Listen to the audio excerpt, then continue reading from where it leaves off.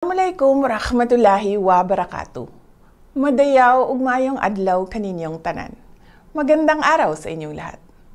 Aking ipinapaabot ang aking taus-pusong pagbati sa bawat Pilipino ngayong Pasko.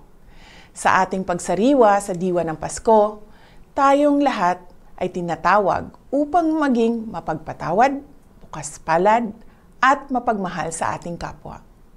Ang kapanganakan ni Jesus ay isang mensahe ng kapatawaran na sumasailalim sa walang kapantay na pag-ibig ng Diyos sa lahat. Gamitin natin ang kanyang halimbawa bilang inspirasyon sa ating pakikipagkapwa, lalo't higit sa ating pamilya at mga minamahal sa buhay. Higit sa mga material na bagay na ating matatanggap ngayong Pasko, tayo ay inaanyayahang magbigay ng pag-unawa, respeto at pagmamahal sa bawat isa, lalo na sa mga mahihirap at may karamdaman. Ito ang tunay na diwa ng panahong ito. At ito ay isang paalala sa ating lahat, hindi lamang ngayong buwan ng Disyembre, kundi sa lahat ng araw.